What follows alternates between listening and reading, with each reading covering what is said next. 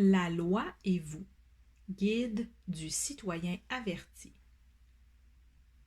Page 232. Quel devrait être le juste prix d'un loyer? Votre bail se termine le 30 juin?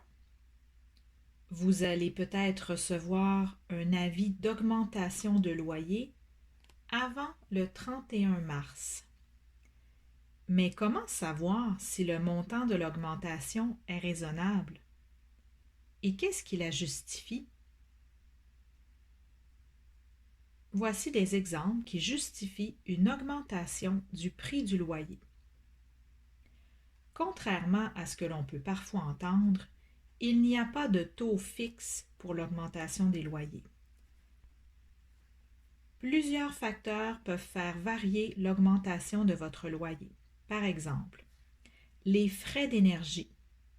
Si les frais de chauffage sont assumés par votre propriétaire, l'augmentation du coût de l'électricité, du gaz ou du mazout peut influencer le prix du loyer. La hausse de taxes municipales ou scolaires.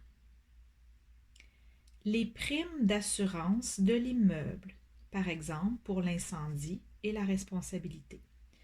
Elles font partie des dépenses d'exploitation de l'immeuble et peuvent, elles aussi, augmenter. Les travaux majeurs. Les travaux majeurs effectués, par exemple, la réparation des fondations de l'immeuble, le sablage et le vernissage des planchers, etc.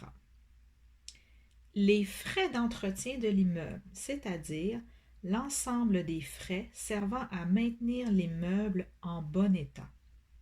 Par exemple, le déneigement, la peinture, l'entretien de la tuyauterie, etc.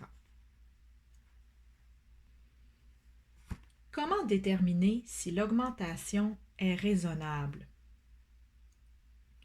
Le site du tribunal administratif du logement offre un formulaire de calcul qui énumère les différentes dépenses que le propriétaire prendrait en compte.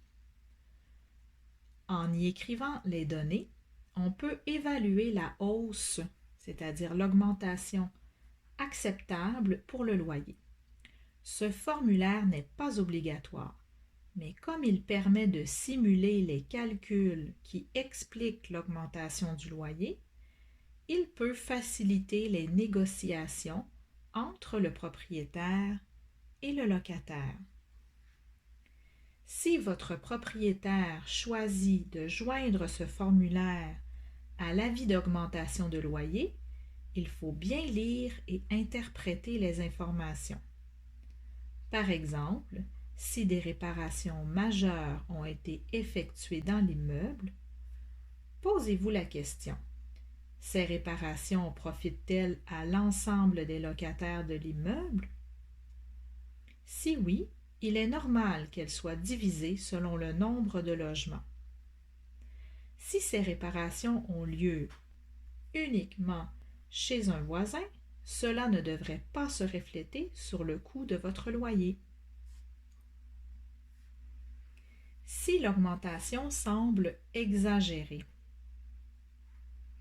Dès la réception de l'avis d'augmentation de loyer, vous avez 1 mois pour informer votre propriétaire de ce que vous décidez.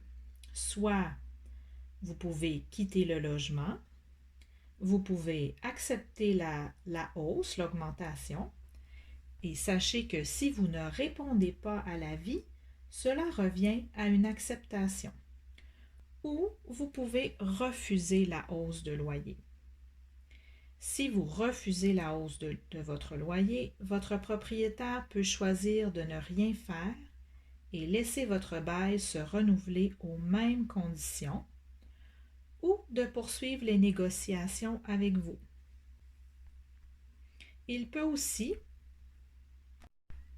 dans un délai d'1 mois suivant la réception de votre avis de refus, c'est-à-dire que vous refusez l'augmentation, vous pouvez vous adresser au tribunal administratif du logement pour qu'il fixe lui-même le montant du loyer ou qu'il se prononce sur le montant qu'il demande.